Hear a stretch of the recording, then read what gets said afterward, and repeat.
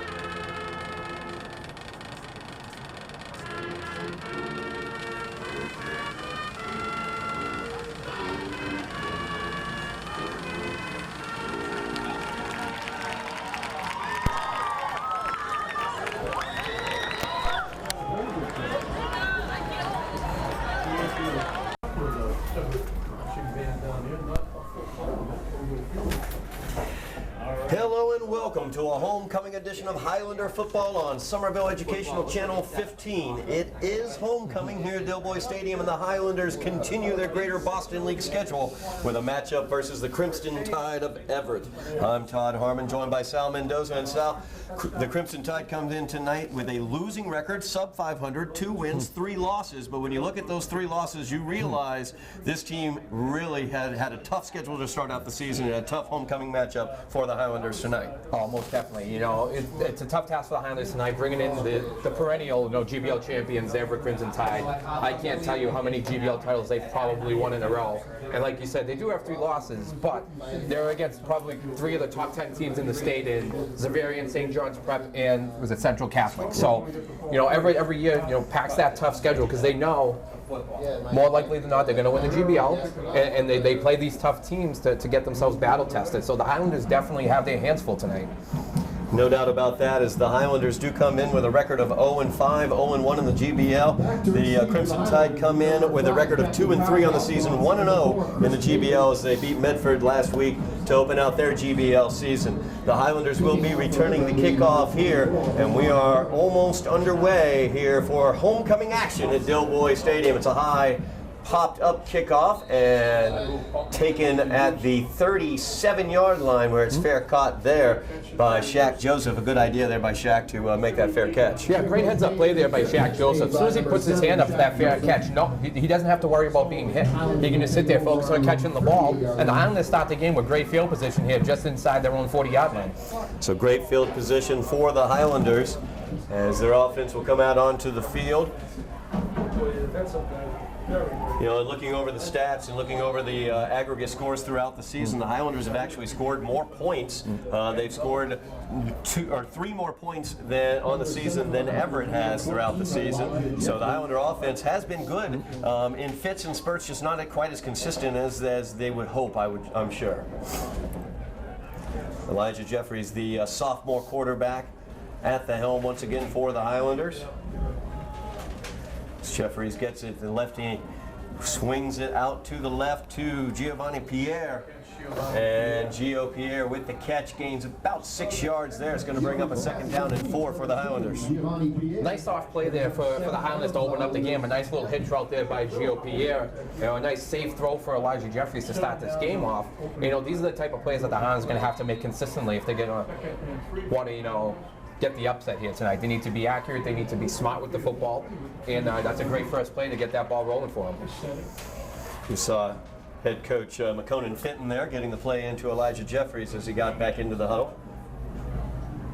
Shotgun formation for the Highlanders on second down. It's going to be offsides. And the handoff is off the right tackle there. Nice little counter play for the Highlanders, actually, as they get the first down. Looked like an offsides, as you said, Sal. That blitzing linebacker for Everett got a little too aggressive, was over the line of scrimmage, and the Highlanders had a free play, but nice successful run there, got about 6-7 yards to give the Highlanders the first down, and they're inside Everett territory on their first drive of the game. So it's going to be first down and 10 for the Highlanders at the Crimson Tide 48. As Jeffries gets back into the huddle, calls out the play. Nice stop by the Highlanders. They had two very, very positive plays for them. And if they're going to be able to keep that up, nice ball control, keep the ball safe, they're going to put themselves in a good position here. Jeffries calls out the signals. He looks to his right, tries the flare out there to the right-hand side. It is complete, I believe, but for no gain as he immediately went to the ground after making the one-handed catch. Very, very nice catch, but unfortunately wasn't able to keep his feet under him to where he would be able to get any extra yardage there. So completion in the books, no yards gained, and second and long for the Highlanders.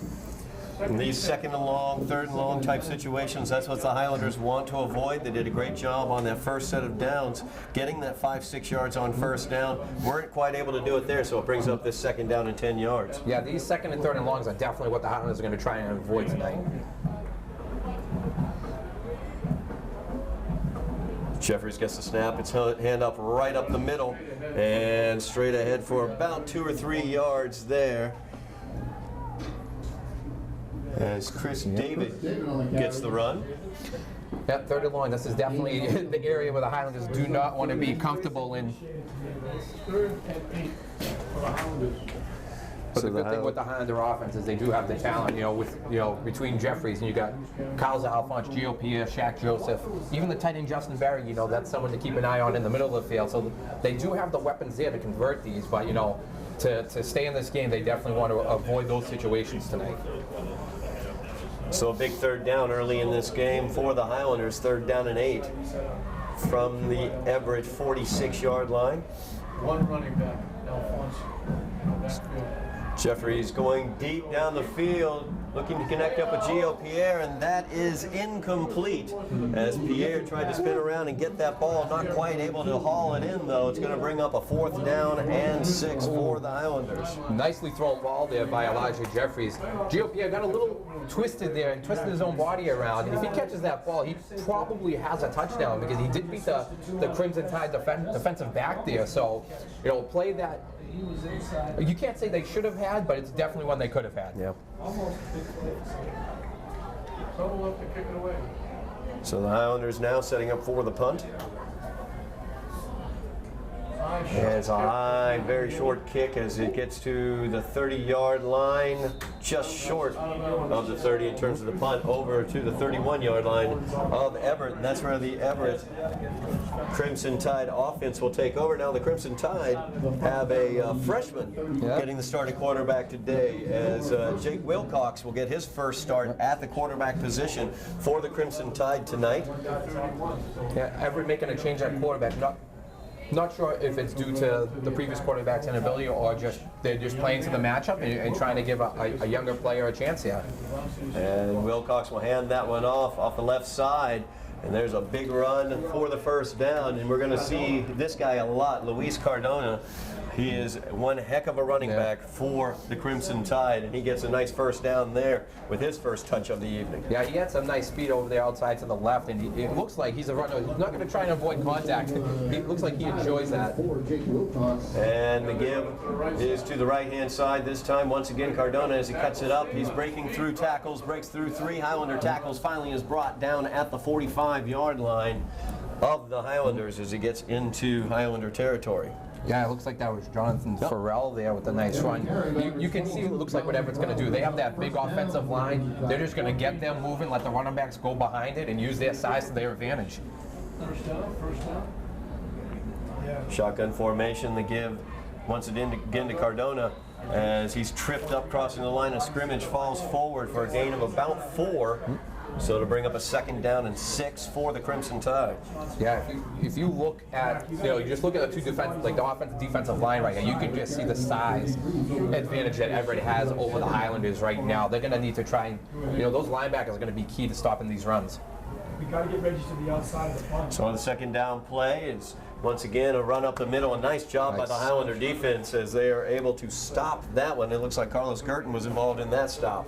Yeah, he's the man in the middle. He's been having a great season all year, stuffing any of those runs that have been in the middle. And he's going to be a key guy here tonight for the Highlanders to stop this big offensive line from Everett to get into the 2nd level and blocking those linebackers. Brings up a 3rd down and 6 for the Crimson Tide. Shotgun formation for Wilcox, the young freshman quarterback, as he will make his first pass of the season. It's a little quick out to the left-hand side. Nice job defensively by the Highlanders as they're able to rally to the ball and prevent him from getting the 1st down. It's going to bring up a 4th down and about 2 for the Crimson Tide. Yeah, Everett's definitely going to go for it here.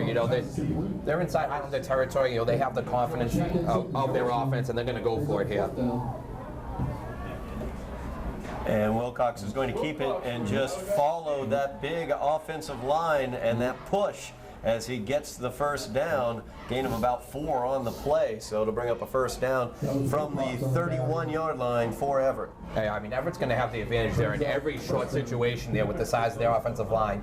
Any second, 2 yards or under, you're going to look for them to run that ball right up the middle. Just across the 6-minute mark remaining here in the first quarter of play. Wilcox going deep down the right-hand side. Well defended there as Chris David had great defense on that play for the Highlanders. Actually, I'm sorry, it was Shaq Joseph out there with great defense for the Highlanders on the perimeter. Great job by Shaq Joseph as they're not over pursuing. Everett faked the screen to the receiver down here on the right side. And the other receiver just went straight up the field. Shaq, just read the play, did the right thing, was there, and it prevented an incomplete. This first period. 2nd down and 10 here. The pass is on the left-hand side this time. Once again, well defended by the Highlanders as Gio Pierre was out there that time on the defense and did a great job getting great position against the wide receiver. Yeah, if that ball was going to get caught, it was only going to be caught by Gio Pierre. He had great inside position. He pinned the receiver between himself and the sideline where he had no room to go. And it's a good thing to see, notice the Highlanders, those big weapons that we've been talking about that they have on offense, you see them in the defensive backfield here this game with Shaq Joseph and Gio Pierre. So a 3rd and long now for the Crimson Tide. 4 receivers in the pattern, and it's a quick slant across the middle as that is complete to, I believe that would be Sainristil. And it depends on the mark on this ball. Short. It looks like it should be a little short from where he fell, but it's going to be real close. Close enough probably for that offensive line to have something to say about it, even if it is 4th down. It looks like it's going to be 4th and inches, and they're probably going to go with that QB sneak again. It is 4th down and inches, so a big 4th down play once again. Surprising to see him in the shotgun. And the give is off the left-hand side for the 1st down as Cardona is able to pick his way through the traffic there, get across the 15-yard line down to the 14 of the Highlanders. Kind of surprising to see Everett not, line up on the center and just push it forward. They took a chance to be out of the shotgun, but it definitely paid off for them. Wilcox from the shotgun. He hands it off to Cardona once again on the left-hand side. He bursts through the hole and is in for the touchdown, a 14-yard touchdown run for Luis Cardona. And that will begin the scoring tonight as the Crimson Tide put that touchdown up against the Highlander defense. Yeah, they just used it. They used their size to their advantage, and they just ran the ball down the field. Whenever the Highlanders put them in situations where they had to pass, they were able to defend them great. But that Everett's deep offensive line there, they were able to capitalize, and now the Highlanders are just gonna have to make a few adjustments there. We saw the speed of Cardona, and what we saw right there on those 2 plays was some patience from him as well. He was very patient, letting his box set up. And that is, speaking of blocking, that is blocked by the Highlanders as the extra point is blocked by the Highlanders. Believe that was either Marcus Thomas or Gio Pierre who came off the edge. I'm not totally sure which, and made that block. Great job by the Highlanders, though, and it's going to make it a 6-0 lead for Everett as we have 5:17 remaining here in the first quarter of play. Let's take a look at the text. Nice block there by the Highlanders. Came right off the edge, untouched, was able to get his hands on it, and that ball bounces the right way. The Highlanders have an opportunity to take it for 2 points the other way, but nice job there. And now the Highlander offense needs to you know, they had a decent drive. Right? Obviously, it ended up in a punt where they had some missed opportunities there. So if they're able to build on that, and they can put some points on the board and make this a ball game. On their previous drive, they were able to get a first down and able to get across into Everett territory where the drive stalled. But like you pointed out, Sal, they had some open receivers. Gio Pierre, for example, was open on a big play opportunity on that last drive. So those opportunities might be out there for the Highlanders as they take over on the offensive side. Yeah, I mean, that last opening kickoff, Everett did do a little pooch kick there to about the Highlander 35. So the Highlanders do have to be aware for that. But they do have, you know, everyone there. We have 2 deep guys back at the goal line. Omar Herrera ready to kick this ball away for Everett.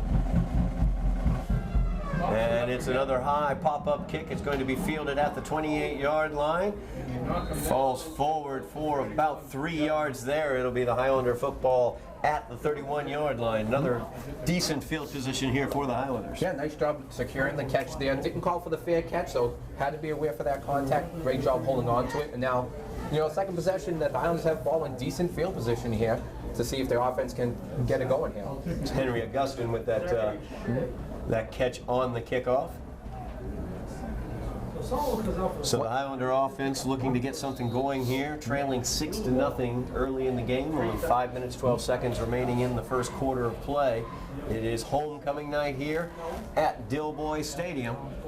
It's going to be interesting to see if Somerville goes back to that deep ball to Gio Pierre. He did have that, you know, Everett defensive back beaten there, just a little tangled up there on his own, but that's definitely something to keep an eye on for the rest of this game. Gio Pierre at the near side of your screen.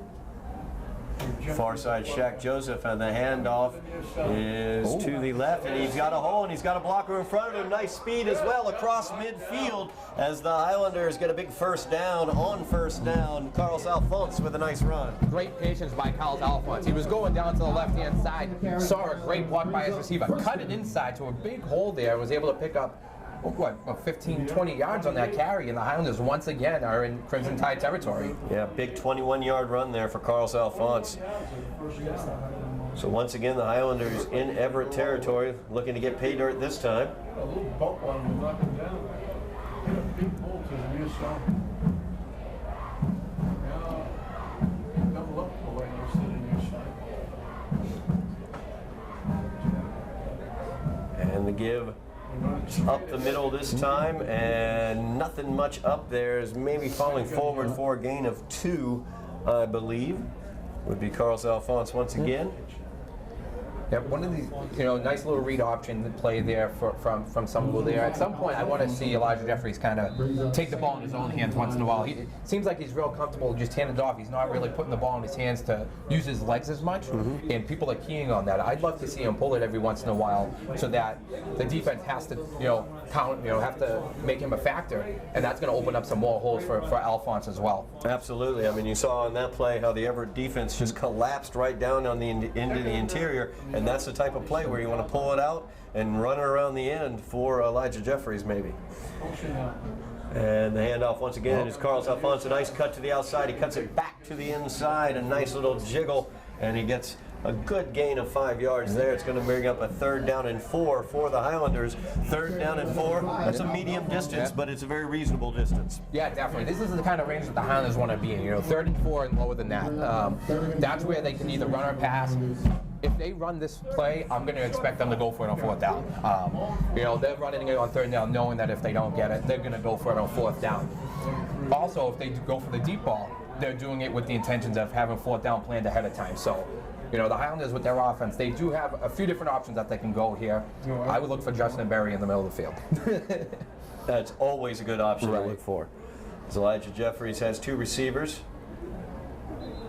And he goes down to Gio Pierre with a quick out, but that's a whistle before the play. And a penalty. Yep. Yeah, looks like we're going to back up the Highlanders possibly on this one. Very close to jumping that penalty. Yeah, now this thing makes it a little bit more difficult for Coach Fenton here. you know, this is what we talked about before the game. This is the down and distance that they don't want to be in. 3rd and long. So now they went from 3rd and 4 now to 3rd and 9, and they can be less predictable here. They're going to have to put the ball in the air. I wouldn't mind to see them put a little screenplay in here. You know, they've been very successful running the screens all year. This is the type of opportunity where you might be able to catch Everett a little over-aggressive here and drop that in, and hopefully for a big game.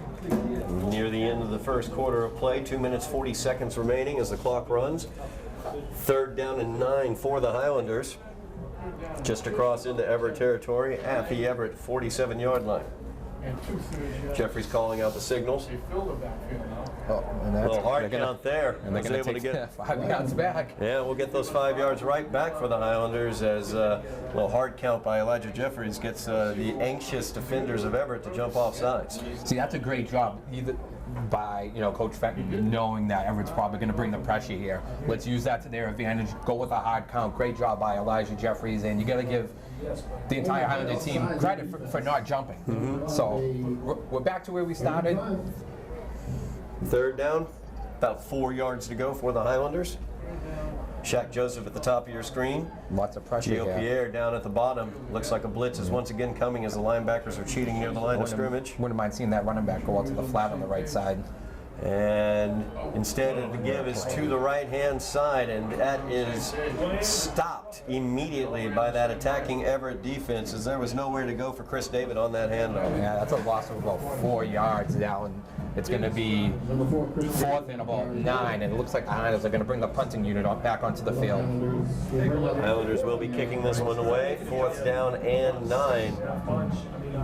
That looked like a type place right there, Sal, where you would love to see Elijah Jeffries pull that ball out right there, Yeah, because it looked like he definitely. had that opening around the left-hand side because they were collapsing down and attacking so much towards the running back. Nice Very nice punt. As it backs up the receiver, he'll let it bounce. It takes an Everett bounce back to about the 19-yard line, and that's where the Crimson Tide will take over at their own 19-yard line. Yeah, nice punt there, pinning the Crimson Tide deep in their own territory. Going back to that 3rd down play, I would have liked to have seen the Highlanders be a little bit more aggressive. It seemed like that was the safe play, and Coach Fenton definitely knows his team better than I do. But against Everett, you're definitely going to have to put points on the board to compete with them. And you don't want to get down by too much, because that's when they have their confidence going, and then that's when they're running in all cylinders. Minute 14 remaining here in the first quarter. Highlanders trailing by 6. Everett gets it on the jet sweep around the left-hand side. Nicely played there by the Highlanders, though, as they were able to string him out and bring him down after a gain of about 4 on the play. So it'll bring up a 2nd down, actually more like 5. So 2nd down and 5 coming up for the Crimson Tide. Yeah, another nice 1st down play by Everett. As you can see, it's like they're going left and right, swinging those linemen, they're pulling the guards, and they're just letting the big boys run out in front, letting their running back do the work. There's the sweep once again as Cardona this time off the left-hand side. And the Highlander is able to stop him short of the 1st down. Very near it, though. Looks like, yep, the 3rd down and 1 for the Crimson Tide. Looks like we'll get one more play in before the end of the first quarter. As the give is once again to Cardona off left tackle, and he's powering through a couple Highlanders there as he's able to get the 1st down to the 38-yard line, 39-yard line is where they're going to mark that one. So a 1st down for the Crimson Tide that'll stop the clock. Yeah. So that may not end the first quarter as they move the chains. So they will definitely get one more play off. Yep, Everett going no huddle wants to get another play in. As the give this time is to the right-hand side, and he's got blocking out there. This is going to come back, though. There was a block in the back there. So a really nice run there. Very, very nice, pretty play, pretty run, but this is going to come back as we've got markers all over the place. We've got a holding called against Everett as he was able to get that corner by virtue of that hold. Yeah, definitely. There's 3 flags on the field, so almost every official on the field saw it. So they're going to bring that back 10 yards from the spot, and now, a nice break for the Highlanders because he did a very, very nice job. He did a real nice job, following his blockers. Yep, followed his blockers, picked his way down the field, did a nice job cutting back when he needed to, but was initially sprung on that play by the hold. Fentanyl, meanwhile, it's a highlight film run that. So now we're going to go into the second half with the Highlanders down second quarter with the Highlanders down 6-0. Yep, Highlanders trailing 6-0 as we go towards the second quarter of play here. Yeah. Wait for the officials to move the ball, though. Yeah, they're lining up like they're going to run one more play, and I think they got. Interesting, they're telling them to wind the clock again. I didn't realize that the clock would stop again with the first down. So this is interesting. Yeah. Looks like we're going to do an untimed down to end the. Usually that happens if the defense called a penalty. Yeah. This is interesting. This is the first at Doughboy.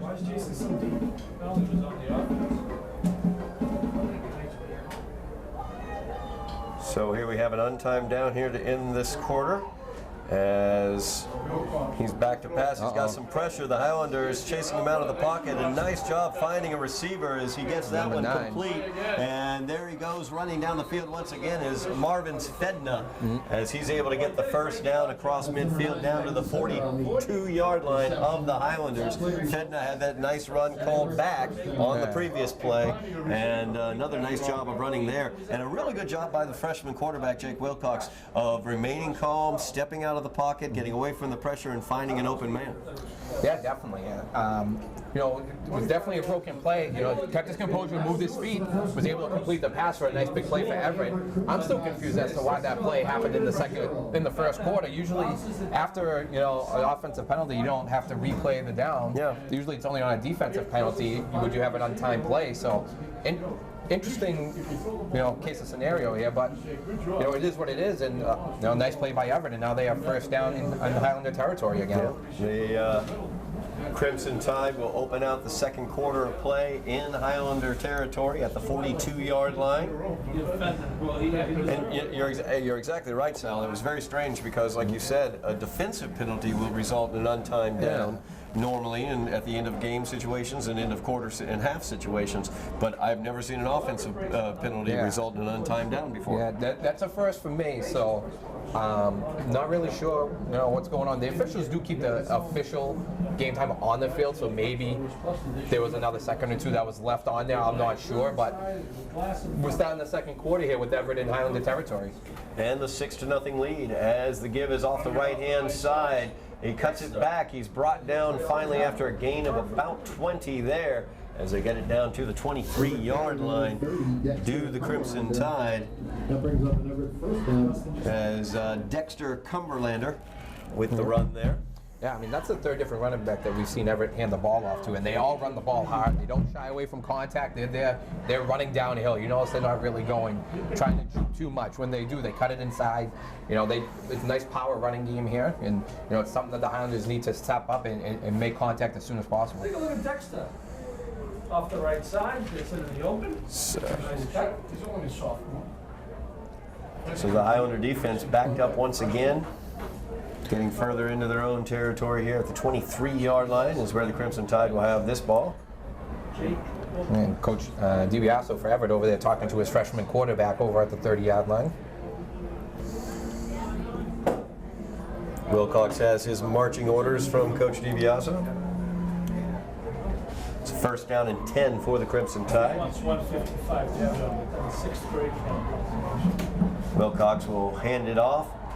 He cuts it back to the left-hand side. He's got room, and he is brought down inside the 10-yard line to the 6-yard line, where Everett has a first down. That would be Conley Sign, I believe. Yeah, Everett's just been able to show they can run the ball left, right. That was a nice little sweep to the left-hand side there, and he wasn't met by contact until like 7-8 yards down the field at the earliest. And the give once again off the right-hand side, this time to Dexter once again. Dexter Cumberlander is in for the touchdown as he ran that one off right tackle. Was able to power his way into the end zone. So the Crimson Tide get their second touchdown of the contest with 10:35 remaining in the first half. Yeah, you're going to be impressed with the Everett offensive line here. They're just running left, right, up the middle. You know, the size difference you can see is really playing a factor here, where they're just being using their size to their advantage, and it seems like they're overpowering the Highlander front seven. And they just fake the extra point. Extra point fake. Yeah, and it's good for 2. Right in there for 2. Makes up for that blocked extra point on the previous touchdown, so that's going to make the score 14-0 as the Highlanders trail in this one. We are at the 10-minute and 35-second mark of the first half of play. And you got to remember, Everett started this drive at their own 19, so they just ran the. They didn't. They completed that one pass at the untimed down for some reason at the end of the first quarter, but other than that, they've just been able to run the ball, at will, left or right. This is going to be a great time for the Highlander offense to sustain a nice drive, work their way downfield and put points on the board, because, to answer that drive with their own drive that puts points up would be, great for them, just, motivation-wise, because that's going to put, you're going to get them confident again. And we've seen when the Highlander offense and defense has been confident, they've been able to make a lot of plays. The Highlander offense, as you point out, Sal, very, very important that they're able to get some sort of decent time possession drive here. Keep the defense off the field. Everett's grinding the ball downfield. They're just pounding away at them with those that phalanx of running backs along with the offensive line. So got to get that defense some rest and keep them off the field for a little while. So the Highlanders looking to get a nice drive here, as the kick is a nice kick down inside the 20, fielded at the 17, and he calls the fair catch. Interesting. He just called for a fair catch as soon as the ball was in the air. I think Coach Fenner probably would have liked for them to return that. I think he wants them to do the fair catch when it's that little pooch kick. But the Highlanders are going to get the ball at about the 20-yard line here. And like we were saying, this is going to be a great opportunity for the offense to sustain a nice little drive here, put points on the board, and get the Highlanders going here. Highlanders trying to get something going offensively. They've been able to get into Everett territory on both of their first 2 drives, but it pretty much stopped once it got across the midfield stripe. Everett was able to stiffen up their defense then and prevent the Highlanders from going any further. If you look at it, the Everett defensive backs are playing pretty much one-on-one. They do have a safety that's playing center field, but he's only about 10 yards from the line of scrimmage there. So if they use their speed, they might be able to get the ball deep down the sidelines. And passes out to the left, and immediately met was Gio Pierre. He was not able to get out and find any sort of open ground in that situation. I mean, those Everett defensive backs, they're just swarming to the ball. If they threw a little pump fake there, he would definitely have them beat to go over the top. But, Everett's playing with some confidence, and they're playing with aggression. I think the best thing for the Highlanders to do is to, play that into their hands and try and catch Everett being over-aggressive. And trying to either put one over the top or a nice little screen pass. Yeah, like you pointed out, they've had great success throughout the season so far with screen passes. Have not seen really any developing yet. As the give is up the middle, he cuts it for a gain of about 2 yards there. As that was Chris David once again. He's going to bring up a 3rd down and long once again for the Highlanders. It's going to be a 3rd down and 9 actually for the Highlanders. Yeah, definitely the situations that they do not want to be in, especially with this defense. You're going to know Everett's going to probably bring some pressure here, force the Highlanders to make a play and get rid of the ball quick. So, it's going to be on Elijah Jeffries here to make a quick decision here and be accurate with his throw. Just over 9 minutes remaining in the first half of play. Highlanders trailing 14-0. Jeffries is directing traffic out there. He's got 3 receivers, 2 to his right, 1 to his left. The one to his left, Gio Pierre. And he is looking over there towards Pierre. He has him open and just led him too much. Yeah, the ball was a little underthrown. I mean, that's 2 times there that Gio Pierre has beaten the Everett defense deep, where, that ball definitely wasn't catchable. A better ball by Jeffries there, and someone probably has a touchdown because Gio Pierre is going to win that foot race every time. But the plays are there to be made, and I think that's a positive for the Highlander offense, knowing that, those plays are there. They just have to connect on them a little bit more, and you're going to see, a difference in this game. So the Highlander punting unit back out on the field. first time they go without picking up the first down. As this one is a high, short punt. And then it bounced. Bounces at the 46-yard line, takes a Somerville bounce across midfield down to the Everett 42-yard line, where it is down there by the Highlanders. So Everett will take over with their best field position of the contest from their own 42-yard line. They will start their next drive, leading in this one 14-0 against the Highlanders. Yeah, nice punt there by the Highlanders. Forces Everett back into their own territory there, and it's time for the defense to. I'd like to see the defense, move up close to the line of scrimmage and try and stop this, Everett power running game that they've been successful on so far throughout the night. What's so hard about this season? Yeah, this is the time when you got to find those adjustments. You got to figure out what you've got to do, adjustment-wise, to be able to meet the game plan of your opponent as the pass is out to the right, but could not be controlled as it drops incomplete. It'll bring up a 2nd down and 10 for the Crimson Tide. Yeah, that's a play that could have been had there for the Highlanders. I mean, not for the Highlanders, for the Crimson Tide there. Just a drop pass real quick there, but, a benefit to the Highlanders, and now it's 2nd and long. So 2nd down and 10 for the Crimson Tide. As that the run? handoff is given Nice on the job. left-hand side, powering through 2 tacklers. He's able to get down just short of Somerville territory at the 47-yard line. It'll bring up a 3rd down and 4 for Everett. Yeah, Justin Berry was able to shoot the hole there and stop the initial contact there, right around the line of scrimmage there. Wasn't able to wrap him up, but gave his teammates enough time to come over, help assist on the tackle, and now Everett's in 3rd and about 4.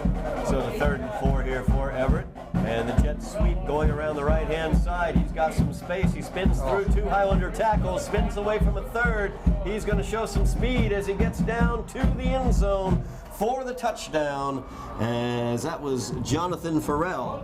Yeah. With that run, a nice run for Farrell as he was able to run through some arm tackles on that one, and really did a great job spinning away from contact as well. Very athletic play as he gets the touchdown there, the 3rd touchdown of the contest for the Crimson Tide. Yeah, that was all effort by Farrell there. He broke about 4 or 5 tackles, spinning his way all the way down to the end zone.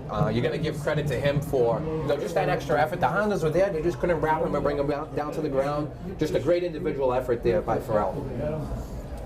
For a short game, So 47-yard touchdown run, and here is the point after. The kick is up, and it is good.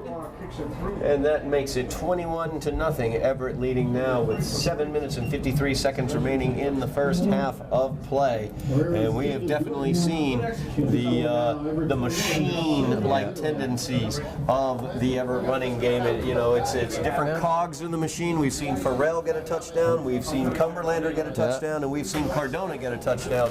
And all 3 of those young men, like you talked about, really aggressive runners. They run to contact. They're not afraid of it and tend to run through contact, as we've seen. Yeah, it's pretty impressive. You got 3 different running backs who have had some impressive runs here for the Crimson Tide here. I mean, it's just, one after the other, they keep rolling them out there, and they're basically challenging the Highlanders to stop their rushing attack. And so far, early in the first quarter, the Highlanders were able to do that. But now, the big offensive line is wearing down that defensive line for the Highlanders, and now this is where you're going to need to see the linebackers step up and make that contact and tackle them just on the other side of the line of scrimmage. And number 24, Omar Herrera, will kick for the Crimson Tide. Omar Herrera ready to kick for Everett. The Highlanders have, of course, their dangerous duo of Gio Pierre back. And this one is kicked deep. It is fielded at the 10, and stepping out of bounds is Chris David as he gets out to about the 17-yard line. Yeah, David knew he wasn't going to be able to catch the ball in the air, so he did a good job, letting it bounce, reading it, making sure he secured the ball, and knew he wasn't really going to go anywhere. Got as many yards as possible, went out of bounds, and now the Highlanders have the ball inside their own 20. 7 minutes, 50 seconds remaining in the first half of play. Highlanders trailing 21-0 in this one. It looks like the ball's on their own 17-yard line. I mean, we've seen twice here so far tonight. You know, big play potential for Gio Pierre, just not unable to connect. I wonder if they're going to continue to go for that early, or you're going to see some Shaq Joseph and Carlos Alphonse. As the Highlanders offense takes the field, Elijah Jeffries has two receivers out wide.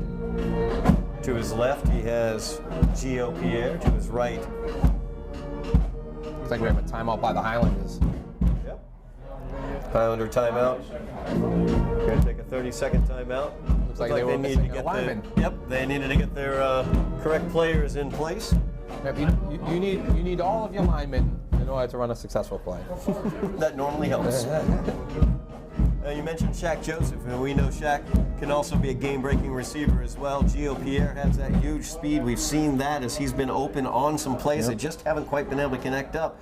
Now there's a possibility Everett might over-pursue over to Gio's side of the field. That might leave Shaq Joseph open as the handoff is given on the inside and running forward and dropped after a gain of about 4 yards there. As that was Carlos Alphonse once again. Nice little counter run there by the Highlanders. Nice 4-yard gain there on first down to set themselves up. You know, 2nd and 6, definitely the position they want to be in, because now they can run or throw. But you know, great first play to try and get the ball rolling for the Highlander offense.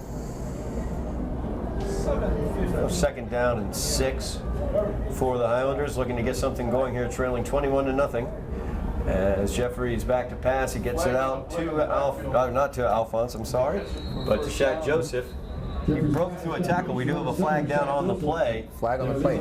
That came right on the snap, so it makes me think it's offsides, but we're going to see. Usually when the flag comes as soon as the ball snaps, 9 times out of 10 it is offsides. The gap in the basketball might be a fish net. We'll see what this call is going to be as they sort it out down on the field. It's going to be an offside against Everett. Yeah, someone will probably decline that. Take the nice play by Shaq Joseph. They're breaking that initial tackle and getting about 9-10 more yards there, you know, for a Highlander first down at their own 35-yard line. Yeah, great job by Shaq Joseph there, showing his athleticism, able to get away from the tackler. Offsides on the defense. So a big first down there for the Highlanders. Gets it out to their 35-yard line. 1st and 10 now. 3 receivers out in the formation for Elijah Jeffries. As he looks to his right once again to Shaq Joseph on the 5-yard out. He catches it and gets that 5 yards on the 5-yard out. That's a nice timing play there by the Highlanders there, 'cause if you notice, Jeffrey threw that ball before Joseph even made the cut. And it was a nice job by Joseph to turn his head, catch the ball with his hands, and pick up those 5 yards for the Highlanders. So it's going to be a 2nd down and 5 for the Highlanders. I like that they a lot of short, quick passes here, very successful plays, and it also sets up just a pump fake and go down the field as well. And this time the give is off the right-hand side, looking for Chris David to find some daylight, but there is none there. There's another flag on the play. It looks like in the area of holding, but we're going to find out. Looks like it's going to go against the Highlanders. It's never a good sign when the officials are pointing in your direction. That is correct. A chop block. Chop That's block. not good. That'll back him up. Yeah.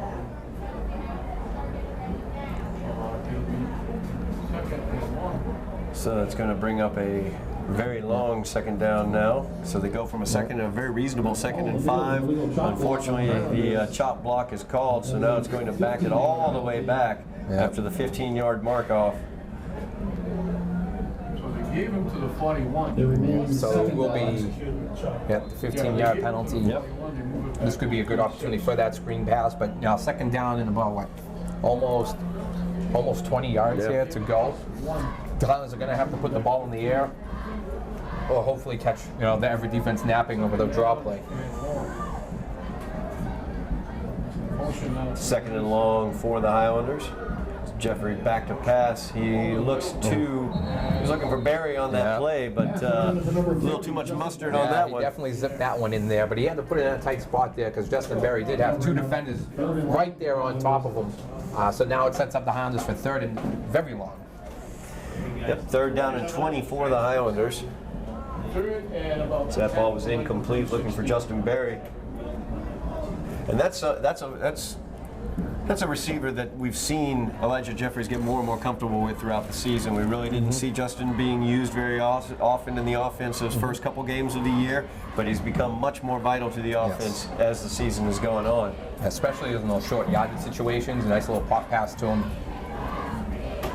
Jeffries now back to pass. He's looking deep downfield. He'll get it over the middle to his outlet receiver, as that was Carlos Alphonse with the catch, but he can't get away from the Everett tacklers as he gains about 6 yards on the play, but that's nowhere near as far as they needed to go. It's going to bring up a 4th down for the Highlander offense. Yeah, the Everett defense kind of was basically what you want to call a prevent defense. They had a lot of defensive backs, back towards the first down markers, not letting the Highlanders beat them over the top. They were going to give Somerville that little dump down pass, which they were able to complete to Carls, but as soon as he turned upfield, there were 7, 8 Crimson Tide defenders just sitting there waiting for him. Number 11, So the punt by the Highlanders, almost blocked, but ends up being a very nice punt as it gets across the 40-yard line with a nice Somerville bounce. Yeah, nice punt by the Highlanders, almost blocked, got it off just in the nick of time, and now the Everett's going to have the ball back at their own 39-yard line. 5 minutes, 19 seconds remaining in the half for the Everett offense to do something with here. Of course, the Highlander defense would love to get the ball back into Elijah Jeffries' hands with that offense. Yeah, you're going to start seeing the Highlander defense. First you want to make sure they make the tackle, wrap them up, and then the second and third guy in is going to be the one that wants to rip that ball out to force a turnover. Because Everett has no reason to try to throw the ball as of yet. So. As it's a pitch this time around the right-hand side. He's got plenty of room to run out there as he's able to get the corner and more. He gets the first down. We have a flag all over the place. So we'll see what might have gotten a little extracurricular towards the end of that one. Yeah. Because the flags are over right by the first down marker, so it was definitely late in the play. Let's see. This play may come back to a degree. Again. We have Carlos Alphonse running off the field here to our side of the field. Yep. Waiting for the referees to let us know what the situation is. Let's see. And yeah, they're marking something off. You see the official running back. Let's see the head official. What's he going to give us? That's amazing. Yeah, personal foul against Everett. Personal foul against Everett. So those 15 yards come at the end of the run, so now it's first down and... Personal foul. First down and 10. Yeah. So they got the first down. First down in long situation. And it's once again a pitch to the right-hand side. A nice job that time. A great angle taken. Yeah. Was that Justin Berry, I believe, on that one? He shot the gap right there and was able to take down that Everett running back for only a 2-yard gain. But as soon as he had him, he took him down. He didn't allow him to break it. He wrapped him up and took him down, which is we're going to need to see the Highlanders do more and more in order to put Everett in those 3rd and long situations. So it brings up a 2nd down and 7 now for Everett. They got a wing to the near side. There's Wilcox on the jet sweep this time. He's got the angle. Around the left-hand side, he's got blockers, and another nice job of knifing in there, preventing it from going any further. As number 22, that was Jonathan Farrell with the run. A nice job by the Highlander defense just to stop him, because there was only one tackler that could have stopped him, and he was able to get him down in that situation because Farrell had a head of steam and blockers going through there. Yeah, another nice solo tackle there by Justin Berry. Wrapped him up, took him right down. But that was after about a 12-yard gain for another first down. We got a timeout on the field as Coach Fenton wants to talk to his boys. 4 minutes, 13 seconds remaining here in the first half. Highlanders trailing 21-0. And Everett looking to tack on more as they are across midfield into Highlander territory at the 43-yard line. Yeah, the Highlanders definitely want to stop here because, with getting close to the end of the first half, Everett does get the ball to start the second half as well. So to give up a touchdown here and then have Everett get the ball back at the beginning of the half is not an ideal situation for the Highlanders. A turnover or even a stop on downs would be, huge for the Highlanders to give themselves, the opportunity to get themselves back into this game with their offense. You know, defensively, Sal, we've been seeing, especially those last 2-3 plays, we've seen Justin Berry really assert himself defensively, taking better angles towards those running backs. I think he's adjusting to the speed that he's seeing from those running backs, making sure he's got the good angle and avoiding the blocks. And, you know, on that last play with Farrell, it looked like he was the only thing that stood between Farrell and going all the way, because he had blockers all around him that Justin Berry was able to knife through and make that tackle. Yeah, he's definitely starting to take things into his own hands. He's coming in, being aggressive, and making some nice hard tackles. We have a first down and 10 now for Everett. Huh? And we got a flag on the play again. That's got to be on the offense. It's got to be. The right tackle, he's almost in the backfield. A little bit of movement there, I believe, on the He line. moved anyway, but So it's going to back the Crimson Tide up 5 yards there. Hey, Mac, tell them they don't have enough guys on the line of scrimmage or tackles. So that's going to set it up at the Somerville 47-yard line now. First down and 15 for the Crimson Tide. Wilcox calls out the signals. He'll pitch it out to the right-hand side. And a good cut there, and he could very well be, and he is, into the end zone, as that was Marvin Svedna, I believe. Yes, it was. Everett. And that's the fourth different Everett running back with a touchdown tonight. He was gonna. They just keep coming. It's waves of the running backs. There's another 47-yard run for the Crimson Tide. They got an earlier 47-yard run from Farrell, and this time a 47-yard touchdown run, pinning the extra point here from Marvin Svedna. Yeah, I mean, that offensive line just gave him the angle, and he had some real speed down the sideline there and took it the distance for, you know, the second 47-yard rush touchdown for Everett. And like we said, the fourth different running back to have a touchdown. And here's the extra point attempt. The kick is up, and it is good. So with 4 minutes remaining here in the first half of play, Everett has sprung out to a 28-0 lead. I should more accurately say they have run out to a 28-0 lead, as we've seen 4 different Everett running backs get touchdowns, and frankly, 2 of those, the most recent 2, 47 yards apiece, have been extremely impressive, what we've seen from the Crimson Tide this evening. Yeah, definitely an impressive running game. But 4 different running backs, 4 different impressive runs. You know, they all, 4 different running backs, but if you think about it, they all kind of do the same thing. They all run hard downhill. They don't avoid contact. They put their shoulder down, and they try to run through everyone. And, you know, Fedner didn't really have to do it that much on this drive here. Once he got to the corner, it was just off to the races, to the pylon. But, you know, you have to be impressed with the different running backs that they've thrown in there and their aggressiveness once they've had the ball. We're talking about the running backs and how well they've been doing, but there's also a lot of guys out there knocking down Highlanders, building holes for those running backs to run through. And we've seen a lot of those bigger offensive linemen pulling around, pulling guards that are getting out into the defensive backfield and being very effective out there. It seems like it's every play. They're either pulling the guards left or right. They're not really running up the middle much. If you see each of their plays, they're going to the outside, to the right or left, getting outside. You know, trying to beat the container of the Highlander defense. And once they do, they've been able to pick up large chunky yards here.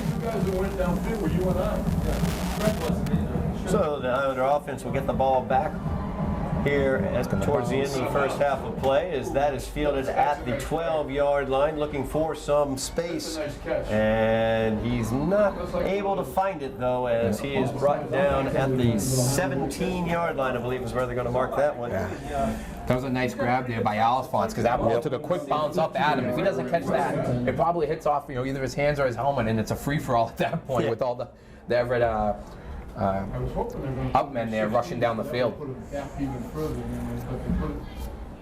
So the Highlander offense has quite the task in front of them here, down 28-0 with a long field ahead of them from their own 17-yard line starting this drive. 3 minutes 55 seconds remaining in the half as well. That's going to be interesting to see what type of offense the Highlanders run here. You know, obviously down by 28, you need points basically with every possession that you have here if you want to get back in this game. So it's going to be nice to see what the Highlanders do here to get that offense rolling. Elijah Jeffries calling out the signals, takes a snap, looking to his left, looking for Gio Pierre and could not connect up with him as Gio had done the quick in. And it looked like just a little miscommunication between Jeffries and Pierre. It looked like he was running that little quick pitch roll, and he turned in the inside. The ball went flying to the outside. So it looks. You're gonna like to see the Highlander offense coming out being aggressive, though. Down 28. Doesn't matter. They're gonna come out, run their offense, and they're gonna play this game hard to the end. So I like them being aggressive here, trying to chip away at this 28-point Crimson Tide lead. And you know at some point Gio and Elijah are going to connect up, and Gio's been open. Yeah. So it brings up a 2nd down and 10 now for the Highlanders. Gio on your right hand side of your screen, I should say, the left hand side of the formation. Shaq Joseph down on the left hand side of the screen, the right hand side of the formation. Jeffries back to pass. He looks over to Shaq Joseph on the slant. Complete play to Shaq Joseph for the 1st down. A very nice pass and catch for the Highlanders across the 34 to the 35-yard line. Oh, I'm sorry, the 34-yard line is where they're going to mark that one. So 1st down and 10 for the Highlanders. Nice slant route there by Shaq Joseph there, and a nicely thrown ball by Elijah Jeffries. Hit him right in the hands in stride, didn't have to stop, was able to catch the ball and run and pick up a nice gain there for the Highlanders. So 1st down and 10 for the Highlander offense as Jeffrey settles in. The handoff is given inside. It was supposed to go to the right, but there was nothing going there, so he tried to cut it back inside, and there was really not much there for him as well, as he was brought down after a gain of about 3, I would say, on that one. So it brings up a 2nd down and 7 for the Highlanders. Nice job making, getting a positive gain on that, because it looked like they were going to get him in the backfield. And a little quick screen this time out to Shaq Joseph, but nothing doing there as the Everett defensive backs have been very, very quick to the ball on all of those quick passes that the Highlanders have made thus far this evening. Yeah, the Highlanders have had more success throwing the ball more down the field than those quick screen passes, because the Everett defense is very, very quick to jump to the ball. As soon as the ball's in the air, you see 3, 4, 5 guys just swarming to make the tackle, and where the Highlanders have had most success is when they've been throwing the ball 5, 10 yards down the field. So 3rd down and 9 here for the Highlanders, just under 2:30 remaining in the first half of play as Jeffries is back to pass, and he tries a little touch pass to the back coming out of the backfield, but incomplete as Chris David had not looked back for that ball yet, and it was off target as well. So it's going to bring up 4th down now for the Highlanders. Yeah, David definitely wasn't expecting that ball to be thrown that soon, at least, because by the time the ball was on the ground, he had just turned his head to look for it. So that may have been also something with the Everett defensive line causing a little bit more pressure on Jeffries than he wanted to, and he had to get rid of the ball quick. And now we have the Highlanders punting once again.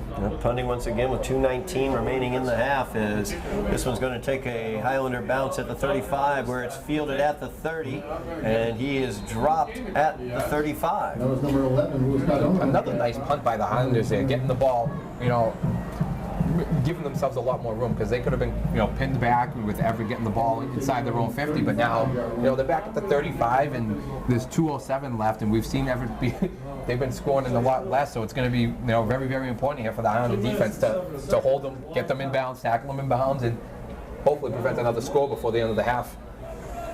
Get to those homecoming halftime festivities without any more damage done. That's what the Highlanders are hoping for. As the pass is out to the right-hand side on the quick out, and a nice job by the Highlander defense to rally quickly to the ball. A gain of only 2 on the play, so it'll bring up a 2nd down and 8 for Everett. Yeah, nice little quick wide receiver pass there from Everett. As soon as the quarterback had it, turned his hips, threw the ball, and they were able to get only, 2, maybe 3 yards at the most. It was an optical delusion. So 1:42 remaining in the half. Travis back to pass. He's looking down deep over the middle of the field, and a nice adjustment in midair as the catch is made by Mike Sainristil. Yeah, very, very nice catch. He went up, caught the ball at his highest point there. The Highland defender was right there, but great individual effort by the Crimson Tide receiver there, and Everett 1st down. They will roll the clock after moving the chains. First down and 10 for Everett as he looks downfield, and he finds him open on the sideline, and he is in for the touchdown. As once again, that was Sainristil, and a very nice pass by the freshman quarterback as well, as Wilcox able to put that one right on target on that corner route for the touchdown. Yeah, I mean, those are two very, very nice passes back-to-back by the Crimson Tide there, and now yet another touchdown is going to put them up soon to be, it looks like 35-0. So the 36-yard pass for the freshman. That'll be his first touchdown pass of his high school career. Was Jake Wilcox able to get that touchdown pass? Next Friday night, John. Hopefully not. So with a minute 22 remaining in the first half. Right now it's a 34-0 lead for Everett, pinning the extra point. Yeah, that's definitely something that Wilcox will not forget. It was a very, very nicely thrown ball, hit this receiver perfectly. He was able to break the 2 tackles, get into the end zone to give Everett a now 35-0 lead, almost going into halftime. Yep, the kick is good. So a 35-0 lead now for the Crimson Tide, as there is a minute 22 remaining in this first half of play. So now, what do you think Coach Fenton does here? Does he want to go out there and open up the offense again, try to get some points on the board here, ending up this half, or just kind of go ahead and run the ball a couple times and go to the halftime festivities of homecoming and salvage what you can, try to game plan some differences for the second half? Well, I think the first play of this series is going to tell us the story. If they come out throwing the ball, then you know they're going to be aggressive. They're going to try and go down the field. If they rush it, I think they're going to just, try and get into the half, make some adjustments. It's going to be tough. I mean, it's going to be a tough speech for Coach Fenton at halftime, because they're going to still coach them up. They're going to play hard. They need to make adjustments. But going into halftime, you got some, they're going to be a little deflated. And, the coaching staff is going to have to go in there, pump them up. There's still another half of football to play. And even if they're not able to come back and win this game, they need to make positive strides, so that going to next week against Medford, they got things going well for themselves. It's a high kick fielded at the 18-yard line. And looking for some space, and it looks like he's found some, but the ball is knocked loose, and Everett comes away with it. Big fumble recovery there for Everett. As with a minute 14 remaining, that was not how the Highlander coaching staff had drawn that one up at all. As picking his way, trying to return the ball, and it gets knocked out of the hands, I should say, and Everett recovers. So Everett will have the ball now with a minute 14 remaining in the first half, and they have it at the Highlander 34-yard line. Yeah, I mean, Kyle's offense just trying to make a play. The team's down, he's out there, he's made plays for them all year. He just tried to do a little extra, and the ball popped out. Everett did a nice job pouncing on it, and now they have the ball to the Highlander 35. Wilcox has 4 receivers out in the pattern. They're going straight upfield as that is complete across the middle on the skinny post there. Wilcox's pass is complete to number 5. And that was Jackson Joseph. Down to the 13-yard line. Minute 7 remaining in the half now as clock rolls after the chains move. Wilcox looks out to his left. Big hit there. Yes, he did. Nice play. Big hit by... it's Carl's. Yep, Carl's Alphonse coming up and making that hit. Zachary Shea, 55. That'll bring up a 2nd down and 12 here. 2nd down. As he was knocked back for a 2-yard loss by Carl's Alphonse. 40 seconds remaining in the half as Wilcox is back to pass. He steps up in the pocket. He finds the man across the middle who is open, and that is Jackinson Joseph with the touchdown. Another good play by the young freshman as he got pressure. He showed presence in the pocket, was able to step up and find his open man right in the middle of the field in the midst of that zone, a soft spot in the zone there. Yeah, he did a nice job moving his feet, finding himself in the open area. And, you can only cover people for so long for the defense. So, did a nice job finding the open receiver for another Everett touchdown. That'll make the score 41-0, pending the extra point with 33 seconds remaining in the half. This is even better than that. And here's the kick. It is up. And it's good. It is good. Everett's kick is good with the score now. Everett 42. That'll make the score 42-0. Everett leading here. As we wind down towards the end of the first half of play. Feels like we've been winding towards the end of the first half of play for quite a while here, Sal. Yeah, and it just won't come yet. Yeah, this is Everett's 5th touchdown of the second quarter. So you're going to definitely want to see someone will catch the ball here and go into half. Like a righty Tim Tebow. What's going on, It's a very, very difficult, situation here for the Highlanders heading into half, trailing by 42 points. Yeah. 33 seconds remain. Yeah, you knew it was going to be a tough task for the Highlanders here playing Everett, who's number 16 in the state, who plays one of the toughest schedules, in the state. This is you know this isn't how the Highlanders expected for this to turn, but the only thing they can do is you're going to keep working hard, and you have to just keep improving your game.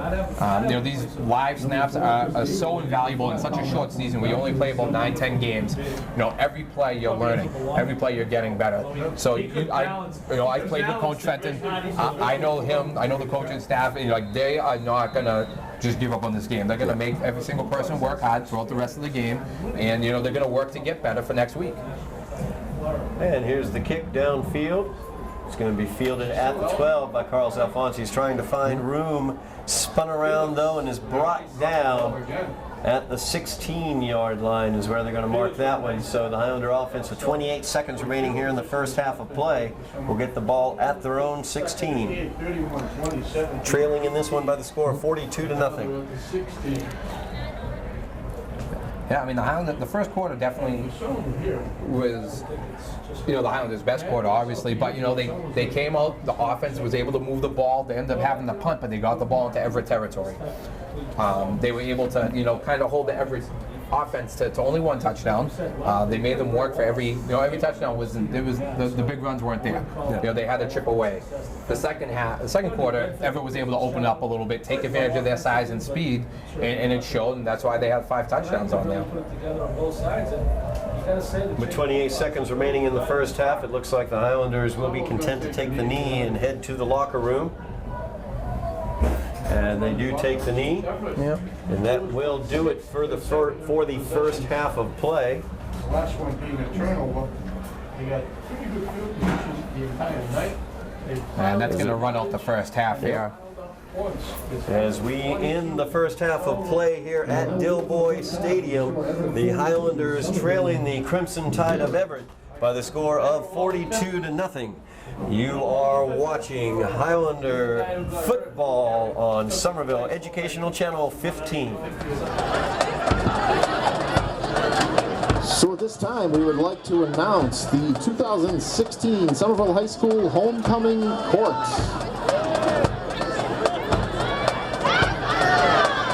Alexander Marin.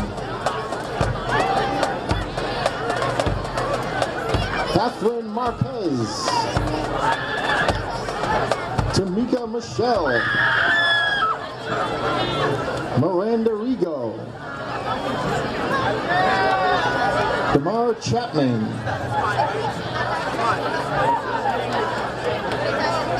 Tertulio Dos Reyes. James Macrocarnis.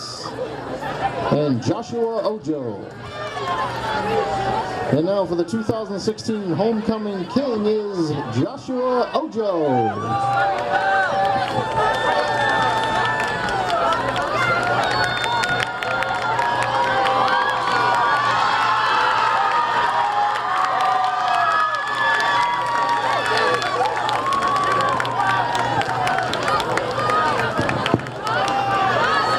And your 2016 Homecoming Queen, Alexandra Marin.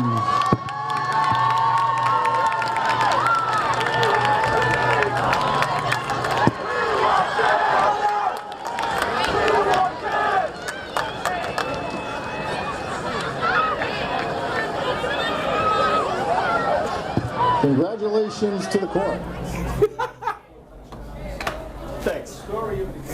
And we are back here at Dilboy Stadium as you are watching Highlander football action on Somerville Educational Channel 15. We move to the second half of play with the Highlanders trailing by the score of 42-0 against the Everett Crimson Tide. Highlanders will kick this one off. Oh, nice job by Everett to catch that. It was a very nice onside kick. It was a good job on the coverage there by Everett as number 43. Took a great bounce. Yeah, Dwayne Binns came up with that one. Great bounce on that one. He really had an opportunity for it, but Binns able to control it and come down with it. So Everett brings that very, very difficult offense back out onto the field, Sal. We had in the first half of play, first quarter of play, relatively equal, relatively even. Highlanders able to stop the Everett offense at points, but then they just burst it open in the second quarter of play, scoring 5 touchdowns in the second quarter of play. Looks like there's a new quarterback in number 14. Gabriel D'Souza. So D'Souza now at the quarterback position. He'll hand the ball off. And going around the right-hand side, another one of those running backs for Everett as Jacob Miller gets the call that time as he gains. Yeah, another example of Everett going to the, just being able to run to the right-hand side. It looks like we have a Highlander defender down. Let's see if we can tell who that is. He's over right by on the Everett sideline there. It's got to be a younger Gilly, right? Gilly D'Souza, the great kicker, was number 14. It's going to bring up a second down for Everett. We're going to find out who the Highlander is that's down on the field right now. Yeah. He's down on the far side of the field, right in front of the Everett bench. Yep, athletic trainer Michelle Kelly over there checking on him. There we go. 56. I don't. Manuel Santiago, important defensive lineman for the Highlander defense. Good to see Manuel back up. Yeah, making his way over to the Highlander side of the lane. He does have to sit out a play at the minimum because they did call timeout for him to get looked at. But good sign is he is walking off. Doesn't seem to be too banged up.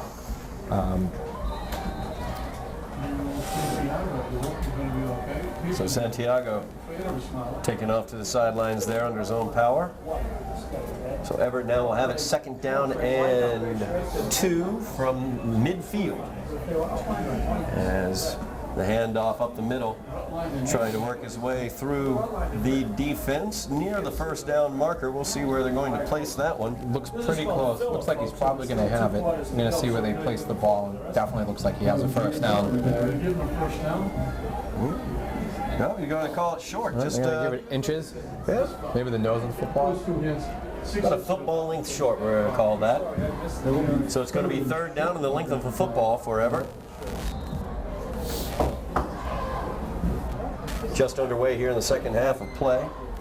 Somerville trailing the Crimson Tide 42-0. New quarterback in the game for the Crimson Tide, Gabriel D'Souza. Takes over for the young freshman Jake Wilcox, who had a great first half. And the give on the jet sweep around the right-hand side. He's got open space in front of him. Depends on whether somebody can catch him in just before the 10-yard line. He's finally brought down. As another big running play, though, for the Crimson Tide as they get the ball all the way down to the 11-yard line of the Highlanders. Nice pursuit by the Highlanders. It looked like he was going to take it all the way to the end zone, but they didn't stop. They were able to track him down and drag him down to prevent the touchdown, and now it's first and 10 at about the 16-yard line, maybe? 11? Yeah, about the 11 or 12-yard line. 36 yards in the first down. So 9 minutes left here in the third quarter. D'Souza will give the ball off to Miller once again. Miller trying to find space. He's got nowhere to go, though, and a whole host of Highlanders bring him down behind the line of scrimmage. Yeah, great job by the Highlanders there. It's probably the first time tonight that they were able to beat them to the corner and not allow them to make that turn and turn upfield there. He got to the point where he wanted to turn it up, and there were about 3 or 4 Highlanders there waiting for him, and it resulted in a loss of about 2-3 yards. So Jacob Miller loses 3 yards on that carry. It's going to bring down a 2nd and long for the Crimson Tide. Second down, a good 13 here for the Tide.